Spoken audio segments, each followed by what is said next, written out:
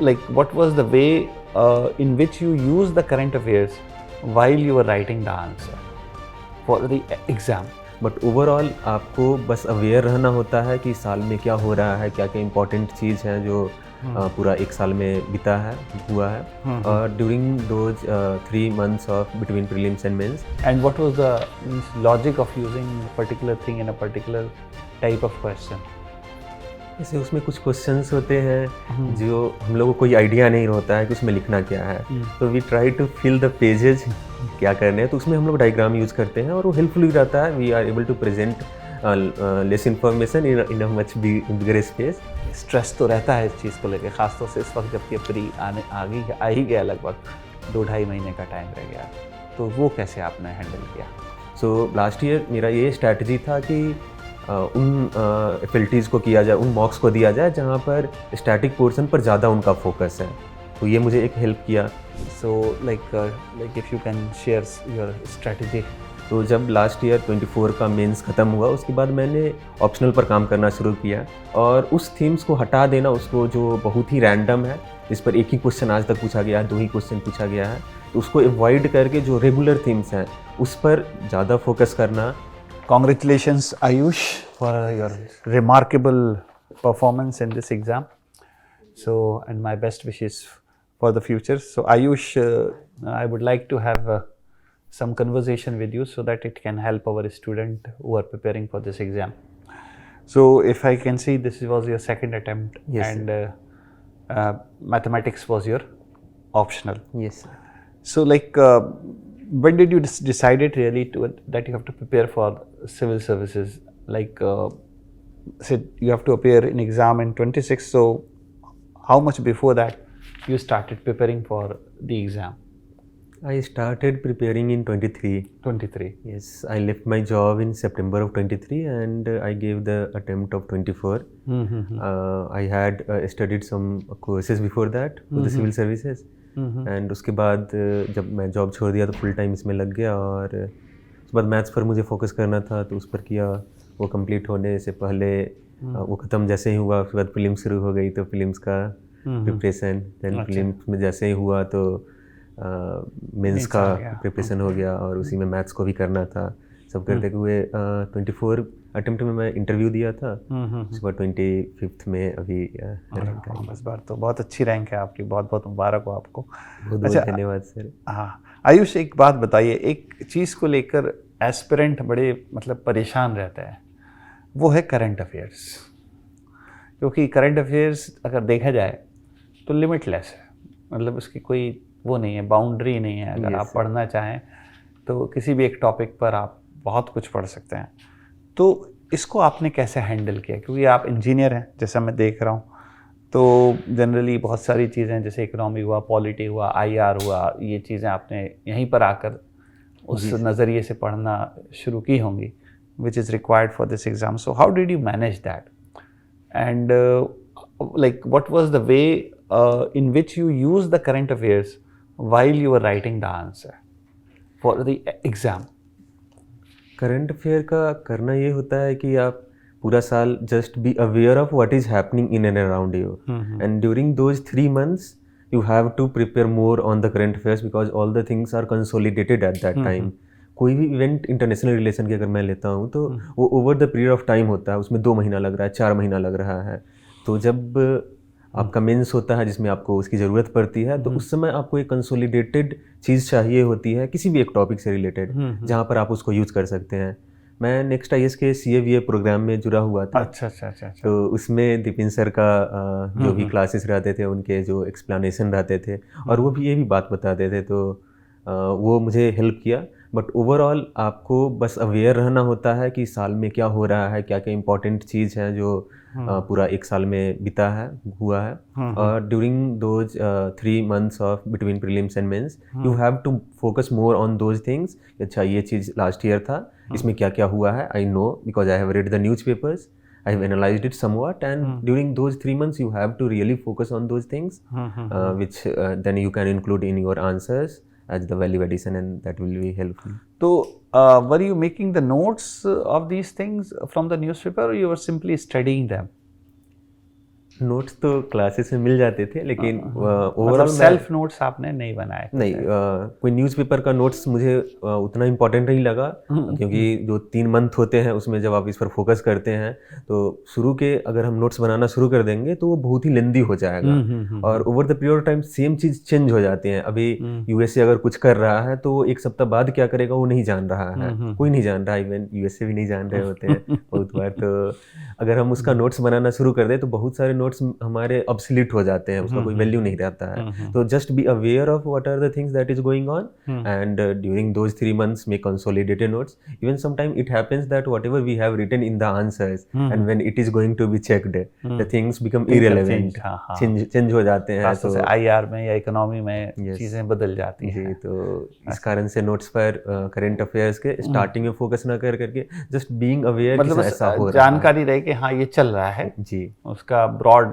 Views, और फिर pre दें और उसके बाद उसको कंसोलिडेट कर ले। तो इस कंसोलिडेशन में आयुष एक चीज़, डेप्थ कितनी रखी जाए? क्योंकि अक्सर अब तो आप जानते ही हैं, चाहे एआई का दौर है, गूगल का दौर है, तो इन्फॉर्मेशन की तो कोई डर है नहीं, तो बहुत से बच्चे इस क्वैगमार में जाकर फंस जाते हैं, निकल ही नहीं पाते हैं न। जैसे अब आप कंप्यूटर साइंस हैं तो जैसे मान के चलो मैं नेशनल क्वांटम मिशन है, तो कोई बच्चा जो मान लीजिए ह्यूमैनिटीज़ बैकग्राउंड का है तो वो इन चीज़ों को कैसे लेकर चले, कितनी डेप्थ तक उसको लेकर जाए? कि डेप्थ के लिए आपने कुछ ऐसा अपना क्राइटेरिया रखा था या तरीका कि इससे आगे मुझे नहीं जाना?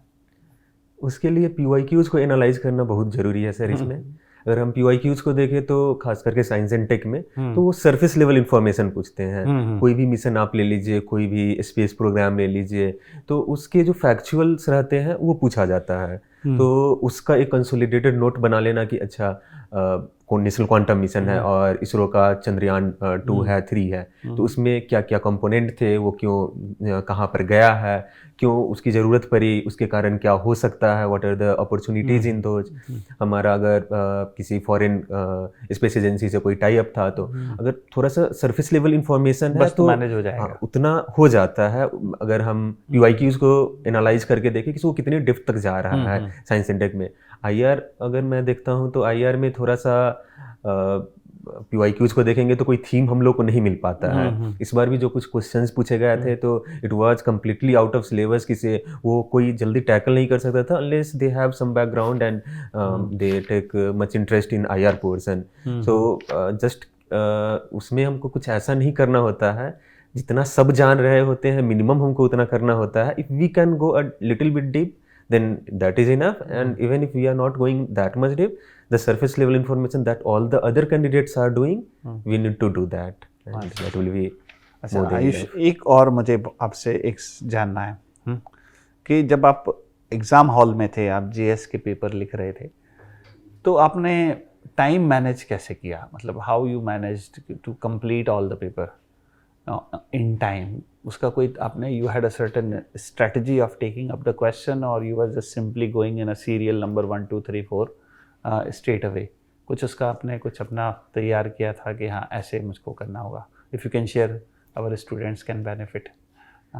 मैं तो सीरियली ही जा रहा था 1 से 10, then 11 to 20, but the thing is that you have to be really have a good command over all the subject part. वहाँ पर जो हमारा हैंड का और माइंड का ये कोऑर्डिनेशन होना चाहिए। We have to be in that position, we are able to write the answers for the complete 3 hours। हमारा पेन स्टॉप नहीं होना चाहिए उस 3 hours में। बहुत सारे में अगर हम देखें उसमें जो क्वेश्चंस पूछे जाते हैं जो करेंट अफेयर्स रिलेटेड है, इवन जो सब्जेक्ट से रिलेटेड है, तो वो सिलेबस के टॉपिक से रहते हैं, सिलेबस में लाइन्स हैं और वहीं पर से क्वेश्चंस रहते हैं। इस बार एक क्वेश्चन पूछा गया था PLI स्कीम पर, और उस सेमीकंडक्टर मिशन, हाँ PLI प्रोडक्शन इनिशिएटिव, उस पर पूछे गए थे। तो उसमें जितने भी PLI से रिलेटेड इंफॉर्मेशन है, why was it brought, और what are its achievements, what are the challenges we are facing in that. So if we have read about that scheme in detail and we have made, okay, these are the things, we have a clear mindset about it, then we will be able to write it in time. So and again the question comes to कि आपको एक 7 minute में लिखने हैं और एक 11 minute में लिखने हैं, ये हमारा शेड्यूल वहाँ पर बन जाते हैं. तो जितना ज़्यादा हमारे पास नॉलेज होगा, जितना ज़्यादा हम उसको रिवाइज कर सकते हैं, क्योंकि वहाँ पर हमारे पास सोचने के लिए टाइम नहीं बचता है, बस हम लोग लिख रहे होते हैं और उसी लिखने के बीच में हम सोच रहे होते हैं. तो अगर वो काम साइमल्टेनियसली तभी हो सकती है जब हमारा अपने नोट्स का रिवीजन बहुत ही ज़्यादा हो. तो उस रिवीजन को करते करते वो बहुत हेल्पफुल रहता है, जो आपको 3 घंटा में वो कंप्लीट करने में मदद करती है. अच्छा, तो आपने अपने आंसर में did you used any diagrams और ग्राफ्स और pie charts, anything you tried to use, and what was the means logic of using particular thing in a particular type of question? जैसे उसमें कुछ क्वेश्चंस होते हैं जो हम लोगों को कोई आइडिया नहीं होता है कि उसमें लिखना क्या है, तो we try to fill the pages क्या करने हैं, तो उसमें हम लोग डायग्राम यूज करते हैं और वो हेल्पफुल भी रहता है. We are able to present less information in a much bigger space. दूसरी बात ये रही कि उसमें हमको डिमांड ऑफ द क्वेश्चन पर जाना है.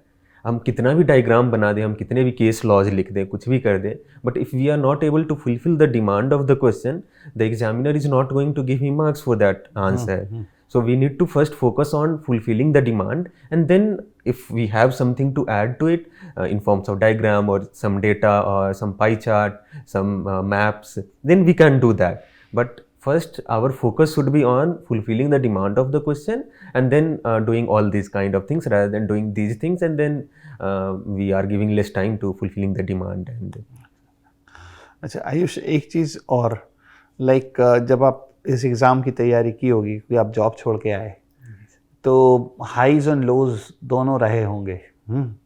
हालांकि आपका ट्रैक रिकॉर्ड बहुत अच्छा है, फिर भी उसके बावजूद भी कभी कभी लगा होगा कि आई एम द बेस्ट, कभी कभी लगा होगा कि चीज़ें थोड़ा सा वैसे नहीं हो रही हैं जैसा होना चाहिए. तो ख़ासतौर से जब चीज़ें उस हिसाब से नहीं हो रही थी जैसा आपको लगता है, तो आप then how did you pull yourself up? क्योंकि बच्चों में ये भी एक स्ट्रेस तो रहता है इस चीज़ को लेकर, ख़ासतौर से इस वक्त जबकि प्री आ ही गया, लगभग 2-2.5 महीने का टाइम रह गया. तो वो कैसे आपने हैंडल किया? अगर प्रीलिम्स को लेकर के मैं बोलूँ तो प्रीलिम्स में जब हम लोग मॉक देते हैं या फुल लेंथ टेस्ट देते हैं और उसमें हम लोग स्कोर नहीं कर पाते हैं, तो that is one of the lowest point for someone जो पूरा साल प्रिपेयर किया है प्रीलिम्स के लिए. उसके बाद जो वहाँ पर क्वेश्चंस आ रहे हैं उसमें किसी कीवर्ड के कारण, तो किसी स्टेटमेंट के कारण वो मुझे नहीं पता है, या कुछ ऐसा था जो हमारे दिमाग से निकल गई और उस कारण से अगर गलत हो जा रही है, तो it becomes very difficult for us to make those silly mistakes and then to just check it and then being reminded that okay you are making this mistake and that is being repeated. तो उसके लिए सबसे पहला तो जो मैं करता था कि 2024 में मैंने बहुत सारे कोचिंग्स के मॉक्स को और FLTs को दिया. लास्ट ईयर मैंने अपनी इस स्ट्रैटेजी को चेंज करके जो पूछा जाता है प्रीलिम्स में उसमें कुछ स्टैटिक पोर्शन रहते हैं और कुछ करेंट अफेयर रहते हैं, और करेंट अफेयर में we can prepare up to a certain level and beyond that no one can predict and no one can prepare. But for the static portion like for polity or economy we can prepare in a good way. So last year मेरा ये strategy था कि उन FLTs को किया जाए, उन मॉक्स को दिया जाए जहाँ पर स्टैटिक पोर्शन पर ज़्यादा उनका फोकस है. तो ये मुझे एक हेल्प किया. अगर हम लोग मेंस में देखते हैं कि हमको कैसे उसको हैंडल करना है, कहाँ पर ऊपर जा रहे हैं हम, कहाँ पर नीचे जा रहे हैं, तो उसके लिए हम लोग को टॉपर्स के कॉपीज़ को, जो प्रीवियस टॉपर्स हैं उनके अगर हम लोग मॉक्स कॉपीज़ को देखें तो उसमें हमको रियलाइज़ होता है कि they are also writing the same things which we will be writing. So they are not doing something out of box. They are just fulfilling the demand of the question, whatever is being written. They are adding some value addition to it, and they are able to score very good marks. So going constantly through the toppers' notes and their mocks copies, that really helps me. And also I have seen that it has helped many people to overcome these low and highs.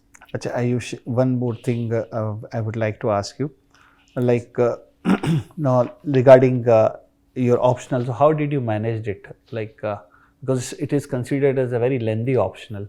Yes. So like those who are having maths as an optional. So like if you can share your strategy, that how did you manage it and how long it took you to complete it? I started the maths optional in June of 23, and it went on to I think 6 or 7 months. In January, I completed some of the lectures I saw, and the whole syllabus I completed in around January of 24. But it was on the surface level. The basic things were there.